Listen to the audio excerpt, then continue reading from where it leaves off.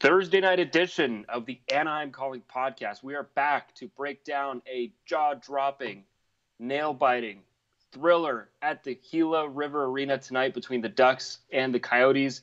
The Ducks losing this one 6-1 in a game that actually, I'm going to take back everything I just said, wasn't all that interesting, but it was good for the Ducks draft odds, which apparently means I hate the Ducks if I tweet that out. I think it's just a fact. By the way, everyone probably thought you hated the Ducks before saying true. that. That's true. So yeah. Anyway, so all of this being said, no real news to report before tonight's game. Kalle Kossila and I'm blanking on the second player, Welinski, both called up as emergency recalls. Neither played tonight. No real changes to the lineup. I mean, before we get into the nitty gritty here, what more can you really say about tonight's game other than the Ducks didn't really have a good one? I mean, the tank rolls on. Mm-hmm. Yeah, tank. I mean, I think that if you look at tonight's game, it was kind of it was basically a team that's finding its rhythm, trying to find pockets of its lineup that work, looking ahead to next year, and a buzzsaw in the Arizona Coyotes that is hell-bent on making the playoffs. Yeah.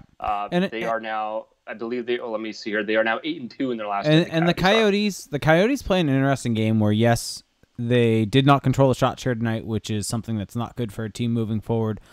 They only controlled 29% of the shots, but they do a good job. They basically do exactly what everyone thought Randy Carlyle did, which was even though they allowed shot attempts against and lots of them against, they do a good job of limiting the quality of the shots against. And so if you look at expected goals on the night, they did a good job of keeping the amount that the Ducks had down, even though they were giving up shots against. And then they capitalized on their power plays. I mean, that's pretty much it. I mean, you can look at tonight's game for the Coyotes and probably say that win is unsustainable for them, but they also played a good game of keeping the Ducks to the outside and limiting chances and different types of stuff. And, I mean, I can jump in, or go ahead. Well, I don't know if I'd really call it unsustainable. I mean, they did win the expected goal battle, and they got a lot of rush chances. It's not something that you build a season around. When I say unsustainable, it's because they won the expected goal battle because of power plays. Right. Well, that's a good point. But what if we look at 5-on-5 here? Just curious. At 5-on-5, it's a completely different story. Oh, my goodness. That's look at those Ducks. Yeah, but the Ducks also took 1 million penalties tonight. Yeah. So that wasn't really where the game was decided. The Ducks took 5 penalties tonight. Yeah, I mean, I just threw up on the screen. You can see from Natural Stat Trick kind of the heat map. And there's really not a whole lot near the goal for either team. The biggest mark for the Ducks is from the point pretty much, which kind of tells you what you need to know about where a lot of the Duck shots were taken from for the night. Their only goal comes from the slot. It's one of those games where the Ducks did not do a good enough job getting to the inside, and a lot of that is being what was due to the Coyotes having a really solid defense. I mean, you look at their defense. They have a very, very good defense. They are rolling out, let me just take a quick look to confirm it, but they're rolling out Alex Goligoski, Jason Demers, Nicholas Hjalmarsson, Oliver Ekman-Larsson, Jordan Osterley, who's had quietly a very, very good season, and then Ilya Lyubushkin. Let's go with that name. Wow. Now Podkolzin will not want to come to Anaheim because you can't pronounce Russian names. I mean, he probably didn't want to come to Anaheim anyways because Bob Murray hates Russians. Oh, man. Anyway, so let's move on here. One thing I did want to mention is that with tonight's win, and I swear this is not going to be a Coyotes podcast the entire way through, but the Coyotes are now, I don't want to say firmly in a playoff spot, but they are 3 points ahead of the Minnesota Wild for the final wild card spot. So your Yotes, Jake, they might be doing the thing. They might be doing the thing. They might be. Who knows? Right. And so, they're not going to finish where I predicted them to finish before the season started. But did you say third? I think I said second. Oh, that's so dumb. Anyway, well, let's see. Can they possibly get to second? No. I mean, they could get to third, though. They could get to catch third. The Vegas Golden Knights. Thing is, the Vegas Golden Knights just kind of have to tread water, and they also have a game in hand. So we'll see. definitely the playoff race, though, is shaking out, and some teams are just left behind. I've noticed that I haven't heard a lot of my Lanch coming from you lately. Is that because they're out of the playoffs now? No, that was a one season thing. So you just abandoned I mean, teams. I still have a special place for them in my heart, but yeah, I don't know. I don't know what you want me to say. I don't know what you want me to say. This is another one of those podcasts where we've gone on and on and on about something that's not related to the game. Probably another sign of what's to come here, but let's just get right into it. Aller Rekman Larson would open the scoring for the Coyotes, gets a pass from Brad Richardson. He's able to just kind of skate in unfettered. Now gets the shot off, and it is somewhat through a screen. Ryan Miller gets his glove on it, but isn't able to get all of it, and it just rolls into the net. I would say pretty confidently that Miller would want this one back. Yeah. I mean, that's probably going to be what we're going to say a fair amount with tonight's goals, but wasn't the best goal for Miller to give up right there. Right. It also wasn't a very good game defensively from the Ducks, simply because there was a lot of lacking coverage.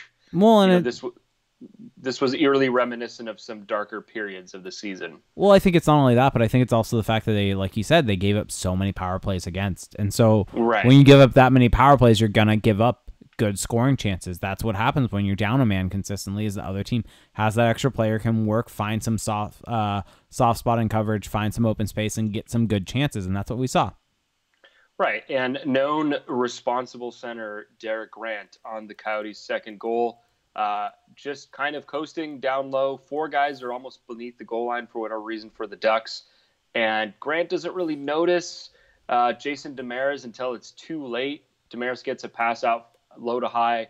He's left all alone, shoots through a sea of bodies from Anaheim, and I think Miller would like this one back, but I'm not going to put the blame solely on him here, just simply because, I mean, it's a guy with a wide open shot in the slot or the high slot. That's a tough situation for a goalie. Yeah, I mean, that one, it's a hard shot or hard situation. I mean, Demers makes also a really good shot right there, beating him. I believe it was blocker side.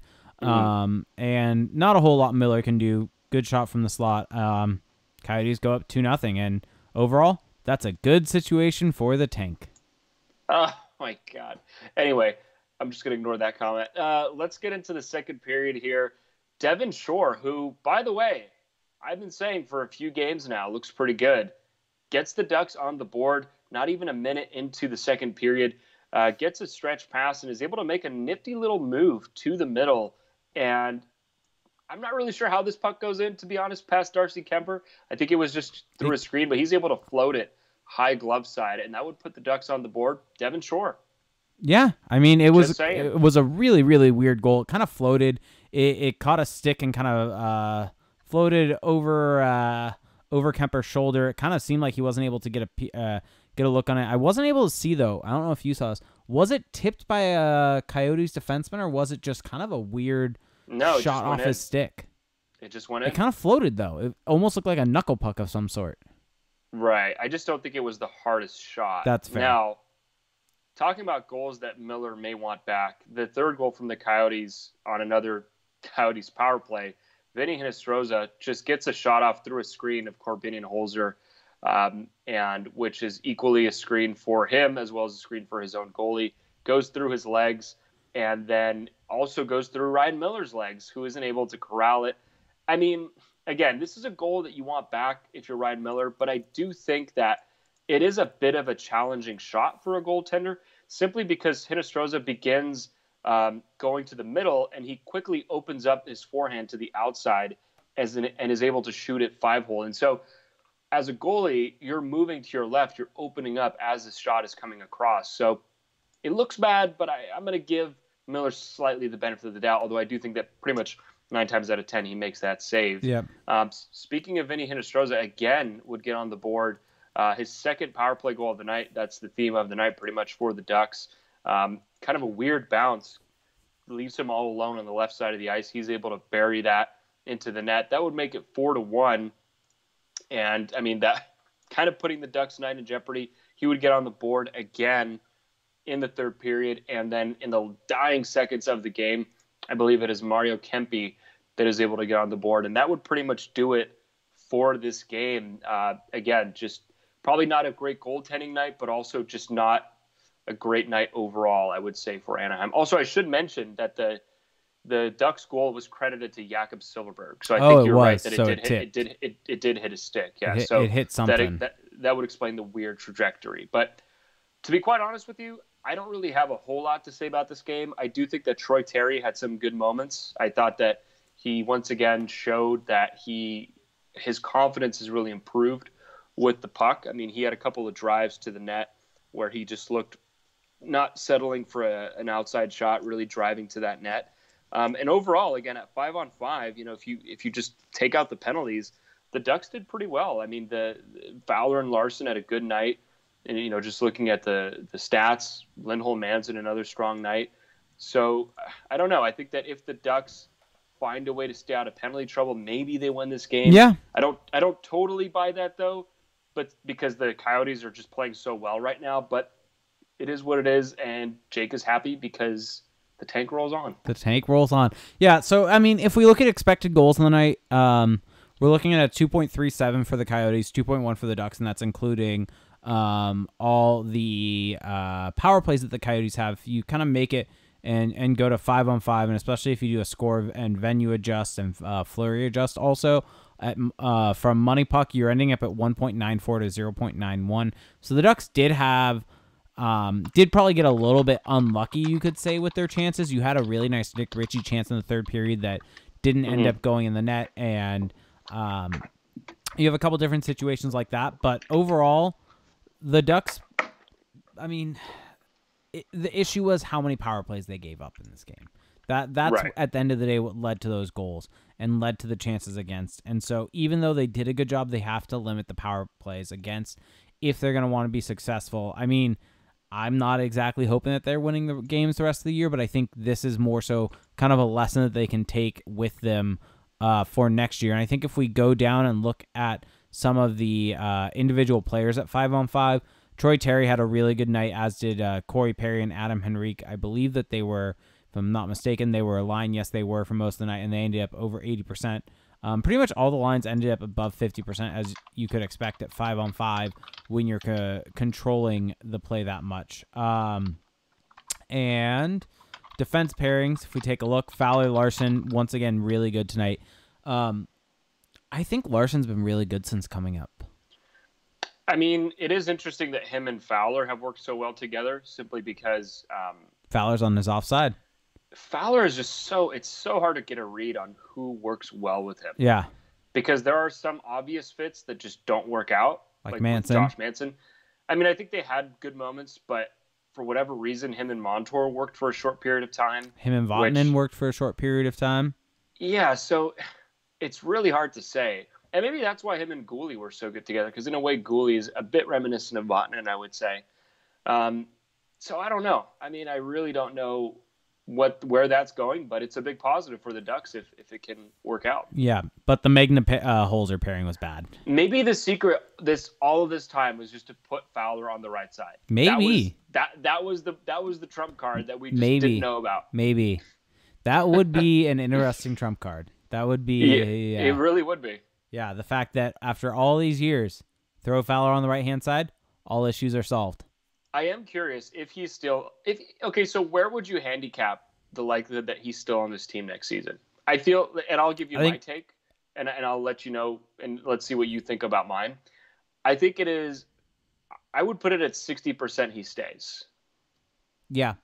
That's probably 60%. I'd probably put it right around there. I think at the end of the day, I'll say it's more likely he's on the Ducks next year than he's not on the Ducks. Right, and I think 40% being traded is still a pretty high chance. But 2 out of 3 times, I just feel, well, I guess slightly less than 2 out of 3, but I feel pretty good about there being a possibility. But his play, as of late, is helping his cause. And I'm not saying that Bob Murray should purely make his decisions on a 10, 15 game sample. Wasn't there a quote or something like that with that CJ and George got from that open house type thing with season seat holders, right? Where Bob Murray, but it's impossible to know who he was talking about. It's completely impossible. But he mentioned something along the lines of, what was it? There are some players that I was ready to trade, and now since I've gone down behind the bench, my opinion on them has changed. I wonder if Right. Fowler was one of those. I don't know. It's really hard to say. It 100% is.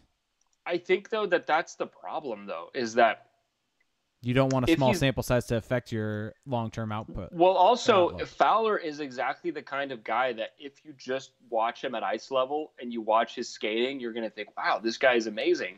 But that's not really his issue. It's the bigger picture with him, and that's always been the issue.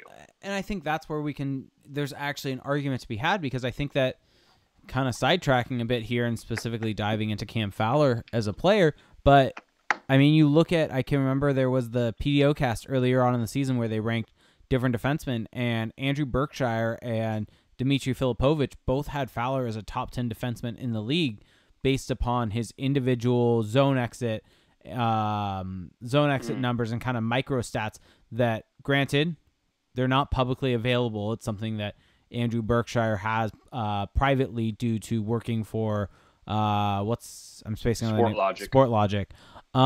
And on that show, they specifically mentioned that there are some players in this league where you look at their macro stats, kind of their on ice numbers, like a Corsi for percentage, like a Corsi against number, and for whatever reason they're poor at it, but their micro stats kind of tell a different story. And the thing is, when those two kind of counteract one another, it makes you look a little bit more at the situation the player's being put in. I think Fowler this year, if you look at his micro stats, they're not as good this year as they've been in the past. I think overall it's been a downturn on a lot of different things. But I think he's an interesting case study going backwards, because the micro stats, zone exit numbers, carrying the puck up the ice, different things like that, he's very good at, and that's because of his skating ability. And I think the main reason, I've said this many times, and this has been my biggest caveat with Cam Fowler, is that I think the biggest issue with him is that he's never had a long-term partner that's fully there to support kind of the way that he plays and kind of makes him better in the process. And now, granted, if he's a number one or top pairing defenseman, you hope that they're the ones bringing up other people with them, as compared to needing someone to help bring them up or bring up their on-ice numbers. But I don't think at this point Cam Fowler is the number one defenseman on this team. I think it's Hampus Lindholm. I think he's the second pairing guy. I think that's the second pair. I know you have thoughts on those various microstats and their validity as compared to the years and years of data and research we have with stats like Corsi for percentage, scoring chance for, different things like that. But I think that when there is something that's out of whack between the two and they don't align, I think that there's something bigger at play, and that's for both good and bad. When a guy, for whatever reason, if he has these good macro stats, he has a really good Corsi for percentage. I'm trying to think, Cody Franzen. That's a guy that comes to mind who does a really good job of controlling play, but for whatever reason could never stick. And I think someone did a dive into it, and his micro stats aren't as good, and it's kind of, he was just in good situations every time. Right. But Cam Fowler, I mean, I don't think that's the perfect comparable, just because Cam Fowler gets big minutes. I mean, he's one of the guys who they actually... But Domlis Chichen wrote a really good article lately about... they did because the Athletic did a fun players poll of guys who are, and it was different questions to players, and they polled the league, and they asked guys who are, they asked players who's the most overrated player, who's the most underrated. Yeah. And obviously the top pick for underrated was Barkov by a lot. Yeah. And overrated, there were a couple of guys, Subban being one of them, Patrick Laine surprisingly being one of them. And so what he did was, okay, well, let's compare what the players have to say to what the numbers say by different models. And what was interesting was that he made a list of most overrated by different models, and Cam Fowler was, I think, the most overrated. So this is comparing the actual time on ice they're getting to their output, to their results. And I think that, I'm forgetting which model, it may have been, may have been goals above replacement. But the point is, I think that he's just never been utilized properly. Yes. But the problem is that in saying that, you're also kind of overlooking the results, right? Is in that a lot of people still want to frame him as a top 10 defenseman or a top guy, But if he specifically needs to be in this type of situation, I just don't know how you can say he's a top 10 guy. Now, that being said, I do think that he has clear and obvious skills that can help a team. But at the price you're paying, I don't know. It's just interesting. I think that he's a guy. I think the price. I am willing. Well, for him, I am willing to see it with Dallas Eakins, because if it can't work with Dallas Eakins, or it's just not looking like a big improvement, then I think that's when you have a bit of concern, because you would think Dallas Eakins would be the guy, just a modern kind of forward-thinking guy. You would think he would be the guy to bring that out of him. Yeah, I agree. And I think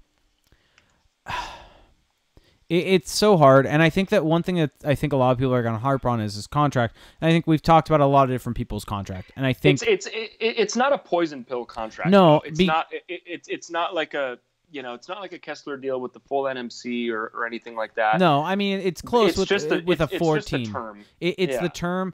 I think if you're going to compare this and the Henrique deal, I think this is not even close to as bad as the Henrique deal, even though it's for a little bit more money. Right. And I think because of age, I think Fowler is a couple years younger than Henrique, so it doesn't take him as late in age as the Henrique deal does. But I also think the cap is going to be rising. So the way you have to look at it is that the percentage of cap that this deal takes up is slowly going to go lower and lower. What $6 million is going to get you 3 years down the line is completely different than what $6 million gets you today. Whether that is an argument for if signed him to that or not, you can make that yourself. I could completely understand people saying he's not worth $6 million right now, and they shouldn't have given him that extension, and that's fine. But I'm just saying it's not going to be a cancer on this team 3 years down the line because of his age. I just saw your tweet for the GIF, your favorite GIF ever of Thomas the Tank Engine. Oh, it's so good. That is so creepy. It's so good. Absolutely. I think I need to find fuel. it. I think I need to find it and put it up on the screen for everyone. That is so bad. I'll just throw up the link in the chat. I've got it up already. Okay. That is so bad. But anyway, so I do agree with you though that if I had to pick between trading Henrique or Fowler, I think that just intrinsically to this team, Fowler's more valuable because he plays more minutes. He has a bigger role. And at the price you're paying him, it's not the end of the world. With Henrique, though, I see that contract getting worse and worse as the years pass. Yeah. And there it is in its full glory. Oh, my God. That is disturbing. That blank stare of Thomas the Train Engine. The tank rolls on. The tank rolls on. This is where we are in the season. Just putting Thomas the Tank Engine. Thomas the Train Engine. Oh, my nephew is now in the chat, Galaxy Striker 04, and he loved Thomas the Tank Engine as a child. Dude, I remember this. And he just put my childhood with the crying emoji. Did you ever have train toys when you were a kid? I did. The train tracks? Yes. Same. That was a key part of my childhood. So seeing this is a little disturbing. The ones that had the magnets, and when you put them one side or whatever, the positive to positive side, it would push it. See, I had the wooden ones. It was like a wooden track. Yeah, it was the wooden track. It was a wooden track, and it would have the train, and they would have the magnets on each end, so they would connect to one another. Yeah, man, those were the days. Simpler times. Anyway, I don't even know where we were at on this. I don't know why I brought up the Cam Fowler trade thing. Oh yes, because of the Bob Murray looking closer. Anyway, should we get into questions here? Sure. So people, if you have questions, throw them into the... I would describe this pod as unfocused. I mean, this game kind of lended it to be unfocused, you could say. So if people have questions, start throwing it into the Twitch chat. So for those of you watching the recorded version of the show or listening to the recorded version of the show, whether that you're watching it on YouTube, and if you want to watch it on YouTube, go to Anaheim Calling SB Nation and like and subscribe to the video. It actually helps a lot. Or if you're listening to this on SoundCloud, Stitcher, Apple Podcasts, whatever different podcast service you want to use, we're most likely there. SoundCloud, we're still trying to, or not SoundCloud, Spotify, we're still trying to figure out. Sorry for people that want it on there. It's something kind of out of our hands. But we do a live stream of this show at twitch.tv/Anaheim Calling SBN, where you can listen to us live and interact with us live, break down this game. And with that, you can actually support this show by subscribing to the channel. If you have Amazon Prime, you get one free Twitch Prime subscription each and every month, and all you have to do is every 30 days hit that subscribe button at the top of the screen. It's that way above Felix's head, wherever that is. You are now that guy. I'm just gonna do this every time because every time you point out that you are now that guy. Although it's kind of way above your head because we have this wonderful GIF going on right now. But with that Twitch Prime sub, you get, we'll try to prioritize your questions in the chat. You get a special badge next to your name, and you get a special emote. And for those of you watching live, we have a new emote. So we now have 2 emotes. We have the Jack Hughes picture, and I'm about to put the new one into the chat. It's the picture that John Broadbent made of the Elmo with flames around it in a Team USA jersey. By the way, big indictment today of Jack Hughes from none other than Corey Pronman. Wait, what did Corey Pronman say? He said, let me pull it up. Do you want me to said, was it on Twitter? He said was it on Twitter? No, this was posted on Facebook that John Broadbent brought to my attention. A caveat on Jack Hughes via Corey Pronman. This was posted a while ago. It was 19 hours ago. That's not that long ago. No, the article from Pronman was like, let me see. It's pinned to his profile. I'm pulling it up right now. The article is from January 15th. Well, I just love that this is coming out now. It's like basically the gist of it is he gets hit more than people would like. Like, how much of that is based on just a scout, the random night where he was in Waterloo, Iowa, or whatever the case may be? How much of this is just based on some stupid, like, I can't, like, when I read that, I just started laughing because I was like, wow, this is definitely based on a scout seeing this guy 4 times in a season. And they're going, yeah, he just gets hit a lot for my taste. Like, this is why draft analytics are starting to become so important, because these are the kinds of reports that just drive me nuts. That was a caveat. That basically was a caveat, though. But why is Corey Pronman putting that out there? Like, as a guy who uses stats, who seems to be a progressive mind, sometimes I just see stuff like that. I'm just like, what purpose did this serve? Yeah, he gets hit too much. Right. Like, does he just get lit up every game? Like, what's the deal here? I'm looking for the article now. Now you're forcing me to find the entire article. And no, I have no issues with Waterloo. Is it Waterloo, Iowa? I think it is. What did you say about Waterloo that I missed? I didn't say anything, but I'm just saying the Waterloo Hawks. Let's see. Yes, it is in Iowa. Boom. See, I have good state knowledge. But the point is, it's just a random game, right? And the scout just saw him get hit twice, and all of a sudden he gets hit too much for my taste or something like that. So you want the full blurb on this thing? It's I mean, I've read it. You have, but if we're talking about it, we should give the entire blurb instead of just giving the one little bit of it. But it said Hughes is one of the best USA prospects, be a first-year draft-eligible prospect. He's an elite skater who is tough when he gets going with speed. He's got high skill level and great vision with puck, and at a standstill he can make with the puck and at a standstill he can make highly skilled plays. Q being a power play, but what makes Hughes stand out from your typical playmaker is how he makes those plays at 1,000,000 miles an hour. He'll put pucks through legs while skating full speed and hit targets across the ice. His speed is his biggest strength and at times his biggest weakness. He has a small and slight frame, unlike your typical elite playmakers like Johnny Gaudreau and Pavel Datsyuk, who made a living not getting hit. Hughes gets hit a little more than you'd like. So, he's 17. He's 17. But that is totally anecdotal. That is so anecdotal. Yeah, completely. Anyway, this is the drawback of scouting. Yeah, having said that, we should... That right there. Having talked about Hughes, we should probably But that's not going to stop a team from drafting him, by the way. We should probably make mention, though, real quick, that Capo Caco set the Liga record for goals from an under-18 player, breaking Sasha Barkov's record. I can bet you the NHL E on that is a lot higher than what Jack Hughes is putting up. Oh, yeah. Jack Hughes, I don't think he's putting up a lot of goals, though. I think he's putting up a lot of assists. By the way, when I say NHL E, folks, so there's a good stat out there that basically tries to handicap how much a point in the KHL is worth in the NHL. And although it's not a perfect stat, because realistically there is no perfect stat in hockey, things like temperature are pretty useful. But so with this being said, it's trying to allow us to see, okay, what is this production? How would it play out in the NHL? And Liga, which is the Finnish professional hockey league, actually has one of the higher conversion rates. I think KHL is the highest. But so for him to be playing this well in a good league, setting records, I mean, that's I don't know, Jake. Are you reconsidering? Are you reconsidering? Sam Constantino put out, who for Sportsnet did his rankings, his March rankings of draft eligible prospects, and he is the first person to put Capo Kakko at number 1 overall. And so it begins. I'm still on the Jack Hughes bandwagon. Well, he has been the guy for most of this, and that's why. And this always happens with a lot of these drafts. Heischer and Patrick.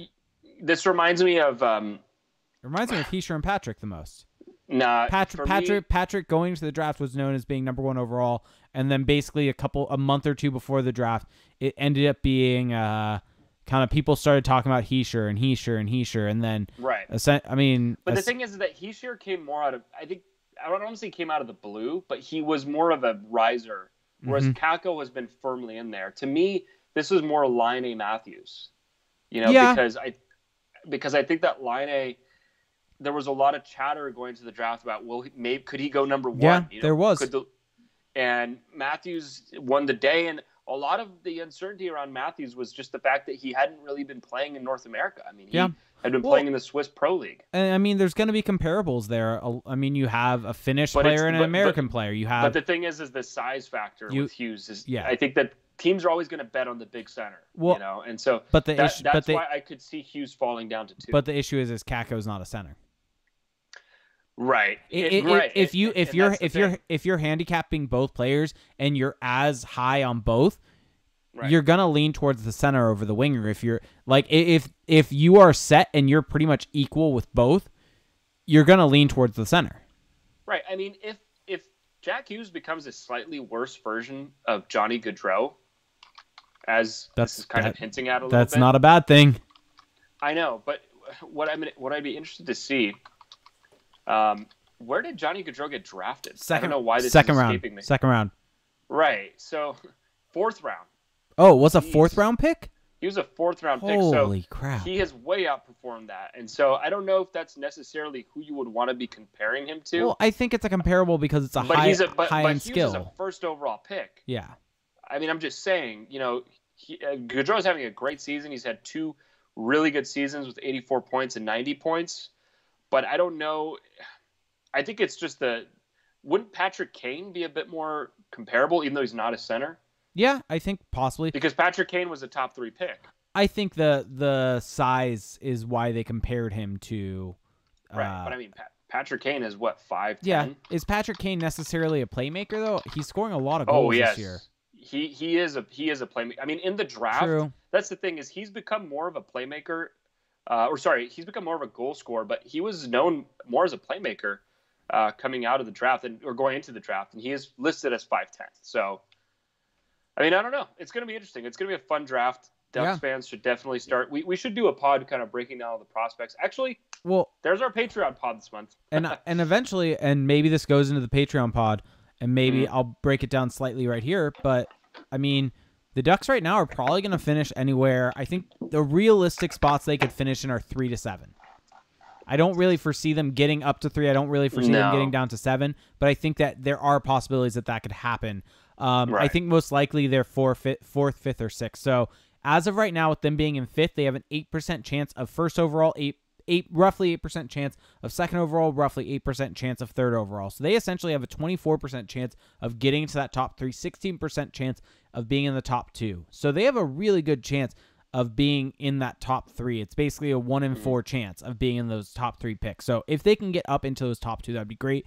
If they're in 3rd, then they can still pick Cousins, which I think would be someone that would help out this team significantly. I think I think that second wave of prospects, from what I'm starting to see, the Dylan Cousins, the Zegras, the Kirby Dach, I feel like has, from what I've seen, fallen a little bit, but it seems like all those guys are fringe NHL ready.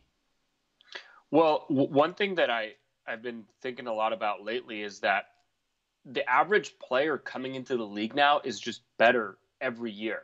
Yeah. Every year, the training is more specialized. The preparation is better. Guy, your 5th round pick today isn't your 5th round pick of 20 years ago. I look at a guy. It's a younger and younger league. Right. But I look at a guy like Kotkaniemi this season who was kind of a surprise second overall pick or third overall pick. And, he turned out to be a legit NHLer in his first season. I mean, I don't feel like that's been the norm in recent years. And so even if the Ducks do, quote unquote, fall to 5, 7, whatever the case may be, they're going to get a good player. Yeah. Now, obviously, the odds are still higher the higher you pick to get a great player, but they're going to get a good player no matter what. Yeah. Well, and so it's going to be interesting. One interesting fact, and this is kind of so as of right now, the Ducks have a 16% chance of getting into the top 2 spots. That is only slightly worse than the chance of Ottawa winning the draft lottery and Colorado getting the first overall pick. Right. Which is interesting when you put it like that almost there are people that think that it's a foregone conclusion that Ottawa/Colorado gets that first pick. I mean, it's the same exact chance pretty much that the Ducks get into the top 2. So should be interesting. It's definitely going to be interesting. April 9th is the date. That's actually officially been set. So we'll figure out something. We're not sure what exactly we're going to do podcast-wise for that yet, whether we can do something on Twitch live during the show or whether we just do a live reaction afterwards, because I have no idea what I'm going to be doing during that or what mental state I'm going to be in if they win. Felix has requested that there's going to have a camera on me, though. We need the Jake cam. Please, we need the Jacko cam. Please no. Please no. Oh God. Honestly, though, no matter what happens, I'm not going to be disappointed because, especially if the Ducks are in this 5th range, because the Ducks are going to get a good player, no matter what. If they're in the 3rd, 4th, or 5th pick, they're going to get a good player, and I'll be stoked if they win the lottery. I'll be bummed slightly if they don't, but then I'll move on and figure out who the hell they're going to be picking. The only spot I would be in and be like pissed off if I was a fan is if I was. I mean, at this point, if I was a Colorado fan, granted, you can't really be that pissed off if you're a Colorado fan. No. But if you're an Ottawa fan, for instance, and they hadn't traded away their first-round pick, and you fall out of the top 3 or top 2, that's the time that you get pissed. Jeez, man.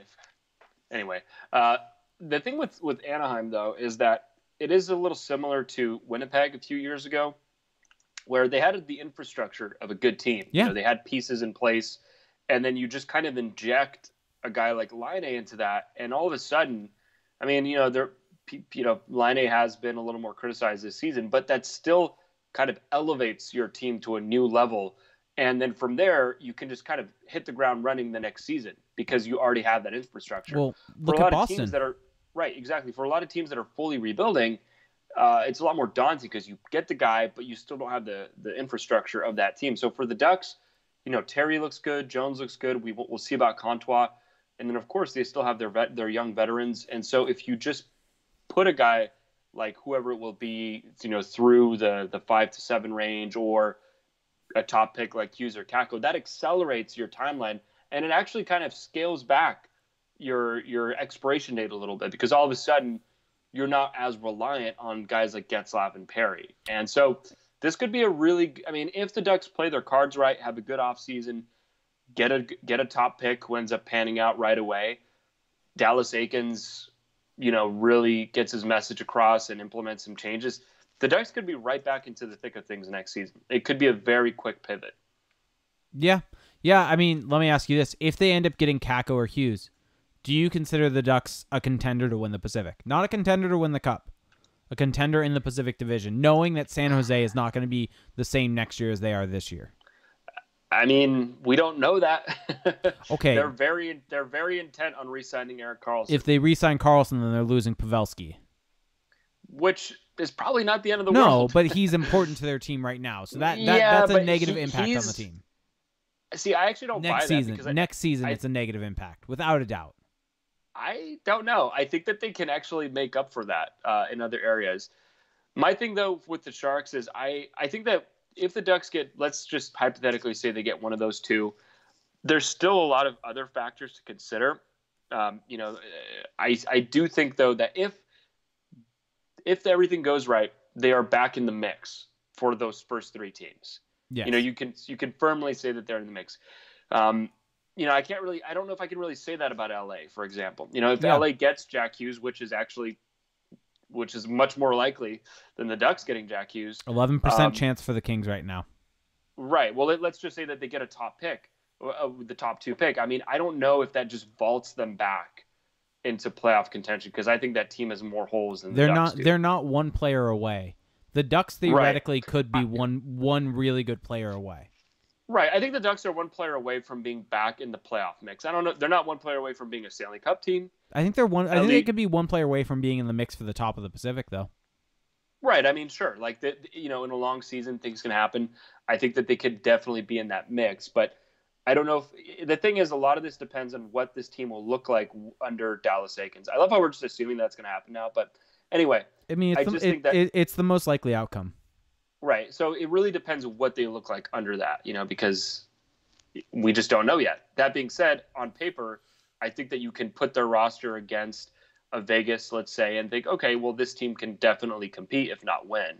Yeah. Keep in mind, John Gibson is still in net. We'll see what he looks like next season. I mean, that's the great equalizer, to be honest. I think that, and that's why that's why you maximize this right now and try to get as bad of a pick or as high of a pick as you can, because you still have John Gibson next year. 0-10. So we probably should get into some questions, seeing as I teased that a while ago. We went off onto a good tangent right there. Right. Or we can let's do a couple questions. We got some good. We got some good. I think we're approaching the hour mark. Drunk pod for tomorrow. We are making our descent into the hour mark. Maybe. Well, I will be. There's a good chance I will be drunk.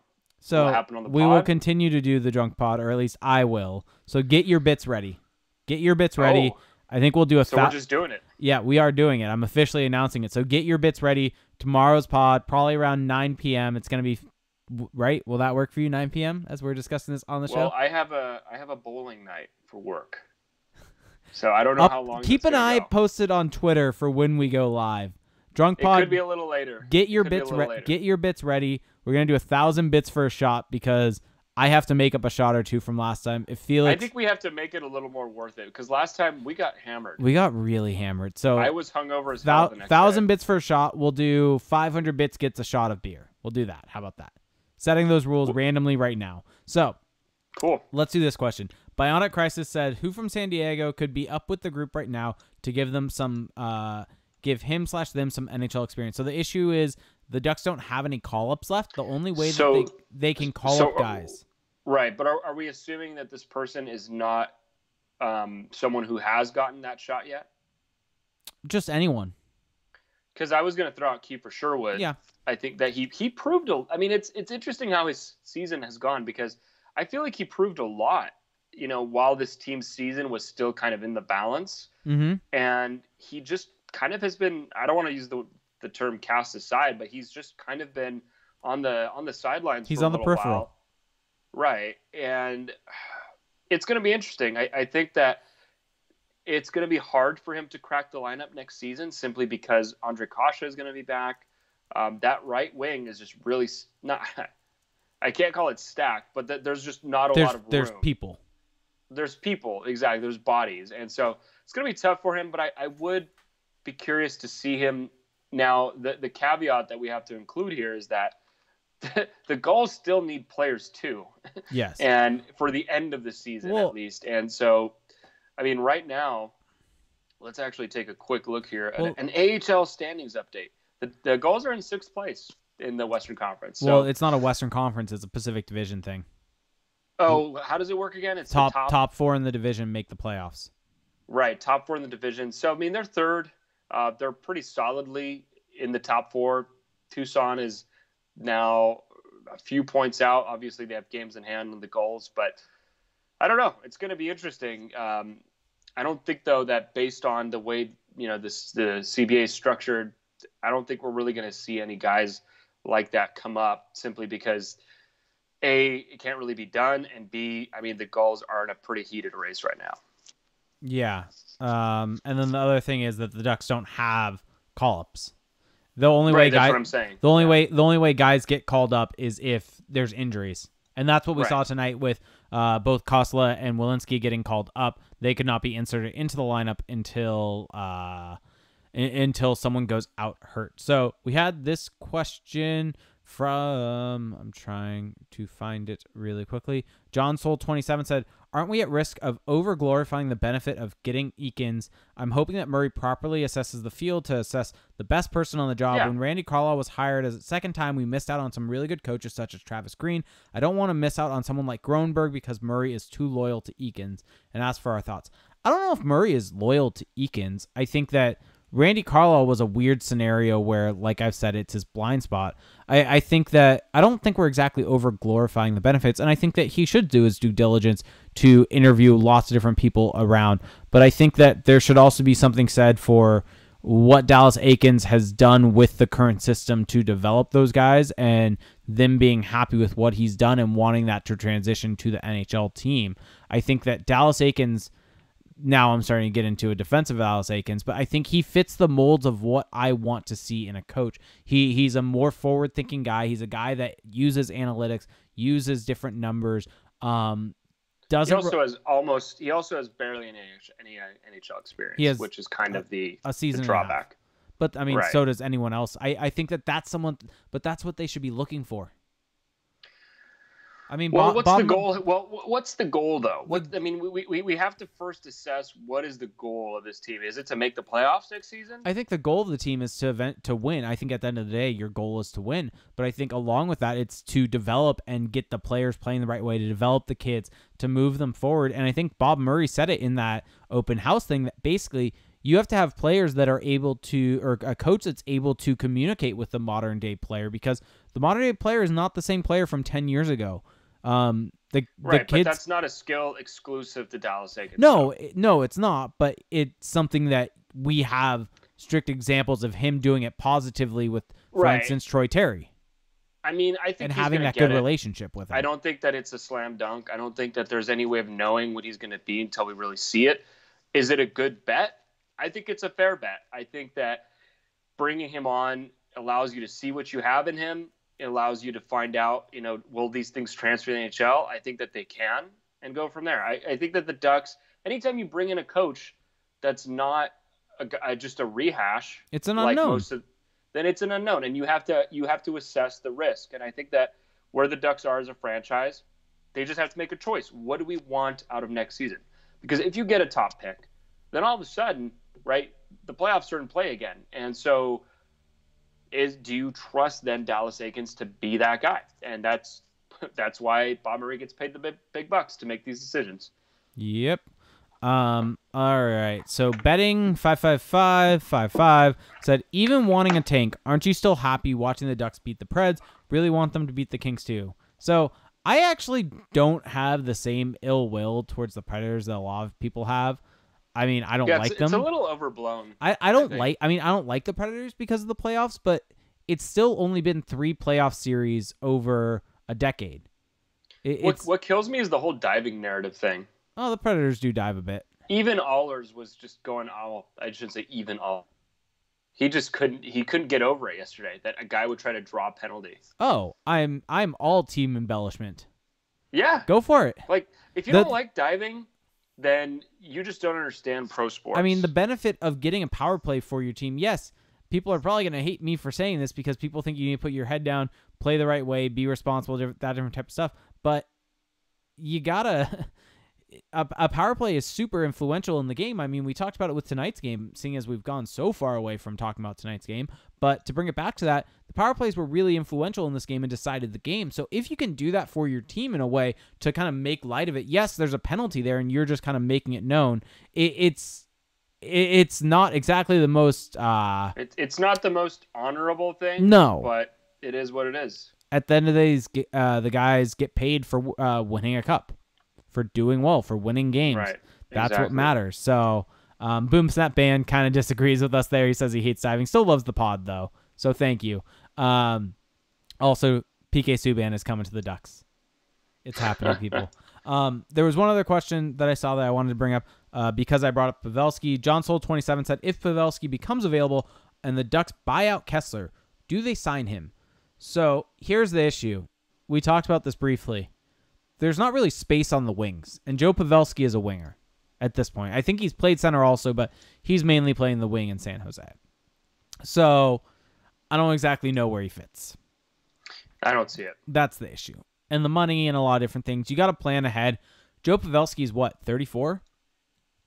I think he was the 03 draft. I think he's the same age as Getzlaf, Kessler, and Perry. He is, and I am very curious who will sign his next contract. Someone's bound to sign him. He might be the slowest good player in the NHL. The Sharks play a fast system. Don't have to be fast to play fast.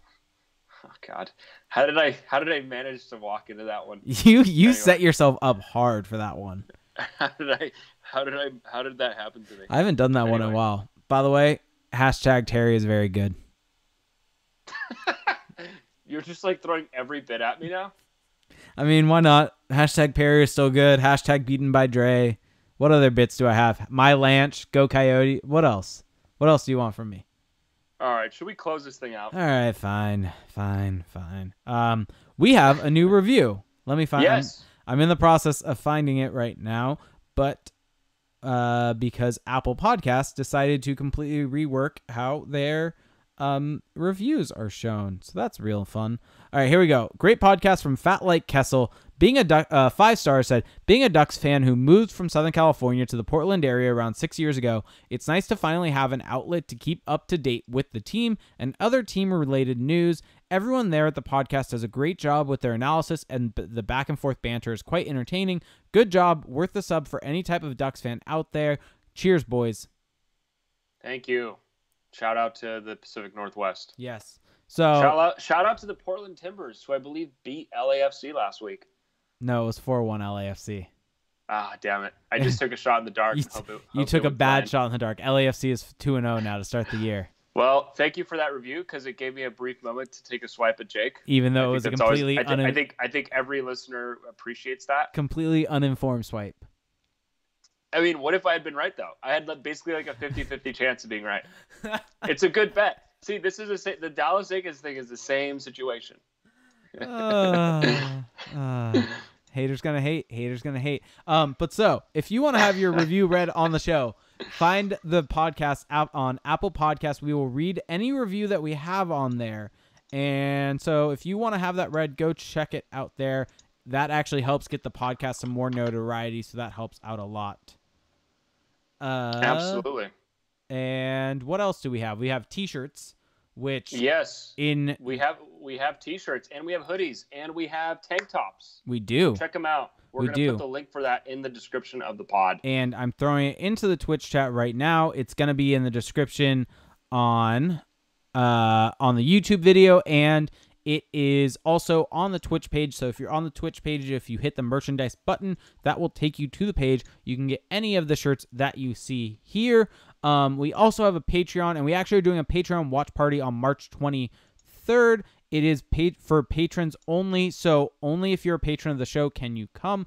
We're trying to keep it to that as a reward for the people that have supported us throughout this season.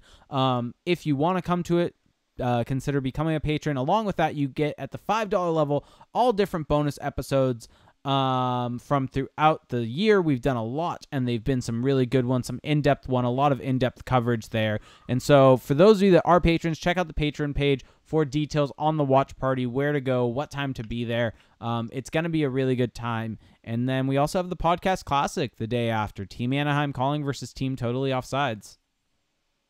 Absolutely. That's going to be a lot of fun. A lot of fun stuff coming up now that the season is winding down. We're going to have some more time to do these more interactive events. It's going to be a lot of fun. A couple of things I want to plug here before we get on out. Again, make sure to go leave that review on Apple Podcasts.